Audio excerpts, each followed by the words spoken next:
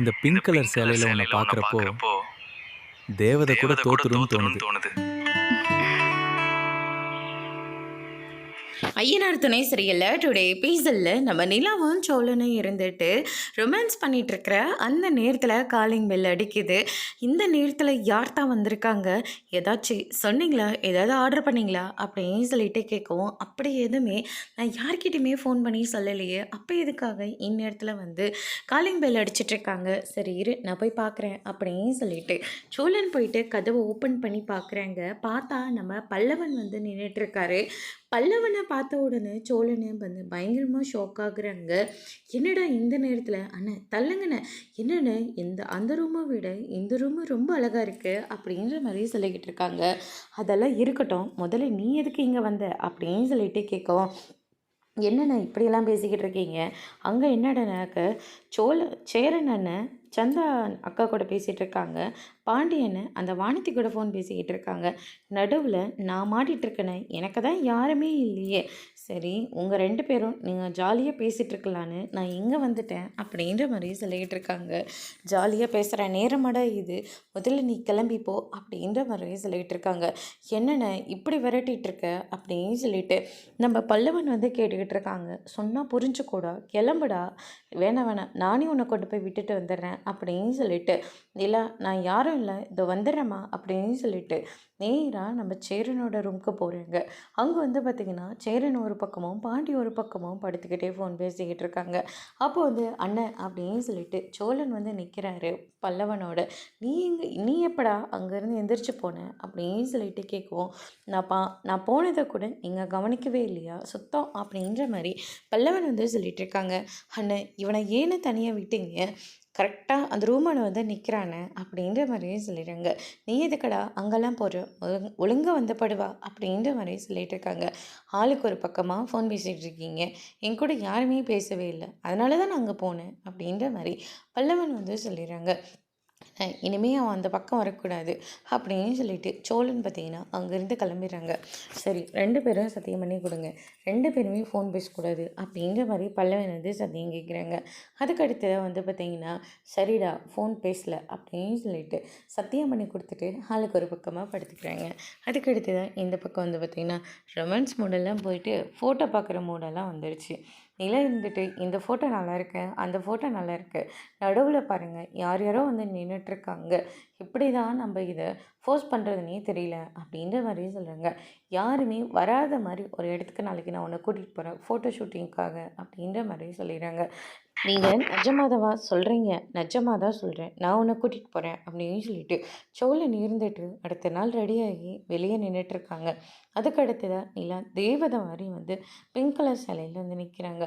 ஏற்கனவே நீ சும்மாவே அழகாக இருப்ப, இப்போ புடவை கட்டிட்டு வந்து அழகாக இருக்க, ரொம்ப ரொம்ப அழகாக இருக்குது, சரி உட்காருவா, நம்ம இங்கே உட்காரத்துக்கா ரெடி ஆகிட்டு வந்தேன், ஃபோட்டோ எடுக்கலான்னு நீங்கள் தானே சொன்னீங்க, ஆமாம் இல்லை, சரி வா போகலாம் அப்படின்னு சொல்லிட்டு போயிட்டுருக்காங்க.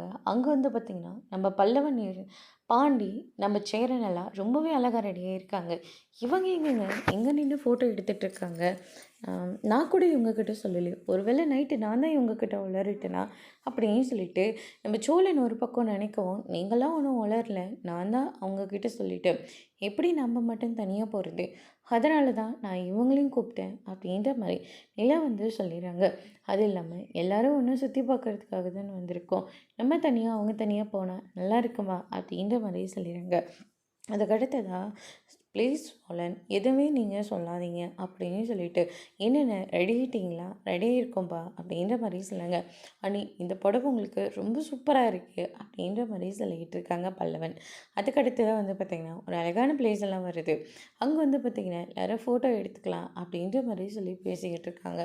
அப்போ வந்து பார்த்திங்கன்னா நம்ம நிலா இருந்துட்டு தேன் விற்கிறவங்கள பார்க்குறேங்க. இந்த தேன் எப்படி இருக்குன்னு டேஸ்ட் பண்ணி பாருங்கம்மா அப்படின்ற மாதிரியே சொல்கிறாங்க. சுத்தமான தேன் போல் இருக்கே, ஆமாம்மா இங்கே இருக்கிற காட்டு பகுதியில் தான் நான் வாங்கிட்டு வந்து தினமும் ஒவ்வொரு லிட்டரை விற்றுக்கிட்டு இருக்கேன். ஆனால் உங்கள் நேரம் இன்றைக்கி எங்கிட்ட எந்த தேனும் இல்லைப்பா, காட்டுக்குள்ளே போனால் தான் அவங்கக்கிட்ட தான் தேன் வாங்கிட்டு வர முடியும், அவங்க இன்னும் ஒரு மணி நேரம் தான் இருப்பாங்க அப்படின்ற மாதிரியும் சொல்லிடுறாங்க. காட்டுக்குள்ளே வா அப்படின்னு சொல்லிட்டு நிலா இருந்துட்டு, நாளைக்கு நாங்கள் ஊருக்கு போகிறோமே, எங்களுக்கு வாங்கிட்டு வந்து கொடுக்க முடியுமா, இல்லைப்பா, உடனேலாம் போயிட்டு கேட்டால் கொடுக்க மாட்டாங்க. நீங்கள் வேணா போய் வாங்கிக்கோங்க அப்படின்ற மாதிரியே சொல்லிடுறாங்க. சீக்கிரமாக போனால் கிடைக்கும், இல்லாட்டி கிடைக்காதுப்பா அப்படின்ற மாதிரி சொல்லிடுறாங்க. அதுக்கு அடுத்தது வந்து பார்த்தீங்கன்னா, சரி இன்னொரு டைம் பார்த்துக்கலாம் பல்லவா, வா போகலாம் அப்படின்ற மாதிரி சொல்கிறாங்க. இல்லை நீ ஃபஸ்ட் டைம் என்கிட்ட ஒன்று கேட்டிருக்கீங்க, எப்படியா நீ வாங்கி கொடுக்காம இருக்க முடியும்? அதுக்காக நம்ம அங்கே போகவா முடியும்? அது வேலைய பாரு பாப்பா அப்படின்னு சொல்லிட்டு கூட்டிகிட்டு போயிடுறாங்க. அதுக்கு அடுத்ததா, டேய் பல்லவா எங்களை 2 பேத்தையும் ஃபோட்டோ எடுறா அப்படின்னு சொல்லிட்டு சூப்பர் சூப்பர் மாடுலேஷன்லாம் ஃபோட்டோ எடுத்துக்கிட்டு இருக்காங்க. அதுக்கு அடுத்ததா, நீ சாயிற மாதிரி போ, நான் உன்னை ஹக் பண்ணுற மாதிரி ஒரு ஃபோட்டோ எடுத்துக்கலாம் அப்படின்ற மாதிரி சொல்கிறாங்க. அங்கே பாருங்கள் அண்ணாலாம் இருக்காரு, எப்படிங்க அப்படின்ற மாதிரி சொல்லிடுறாங்க. டேய் பாண்டி, அங்கே பெரிய மாங்காய் தோப்பு இருக்குது, அங்கே மாங்காய்லாம் வித்துட்ருப்பாங்க, போயிட்டு பாருங்க அப்படின்ற மாதிரி சொல்கிறாங்க. சரிடான்னு சொல்லிட்டு அங்கேருந்து கிளம்பி போயிடுறாங்க. அதுக்கடுத்ததா அங்கே போனதுக்கப்புறமா நம்ம பாண்டியும் சேரனும் ரொம்பவே சூப்பராக ஃபோட்டோலாம் எடுத்துகிட்ருக்காங்க. இங்கே ஏதோ சோழன் இருந்துட்டு மாமரம் இருக்குன்னா சொன்னால் எங்கே ஒன்று கூட இல்லை அப்படின்னு சொல்லிட்டு கேட்கவும், அவன் நம்மளை விரட்டுறதுக்காக தான் அப்படிலாம் சொன்னானே அப்படின்னு சொல்லிட்டு பாண்டி வந்து சொல்லிட்டு இருக்காங்க. ஆனால் பல்லவன் இருந்துட்டு நம்ம அன்னிக்கேட்டு ஒரு பொருள் வாங்கி கொடுக்க முடியாமல் போயிடுச்சு அப்படின்னு சொல்லிட்டு ரொம்பவே ஃபீல் பண்ணிகிட்டு இருக்காங்க. ஆனால் எங்கள் அண்ணி கூட சும்மா வாக்கிங் போகிற மாதிரி போங்க, அதை நான் வீடியோ எடுக்கிறேன் அப்படின்ற மாதிரியே சொல்லிடுறாங்க. அதே மாதிரி ரொம்பவே ஜாலியாக அவங்களாம் அதே மாதிரி வீடியோ எடுத்துகிட்ருக்காங்க. நடக்கிற மாதிரி, ஓடுற மாதிரி, நிலவை எட்டி பிடிக்கிற மாதிரி இப்படியெல்லாம் ஃபோட்டோ எடுத்துகிட்ருக்காங்க. அதோடு இன்னைக்கான எபிசோட் முடிச்சிருக்காங்க. இனி ஐயனார் துணை சரியில்லை, அடுத்தடுத்து என்னெல்லாம் நடக்க போகுதுன்றது வெயிட் பண்ணி பார்க்கலாம். தேங்க்யூ.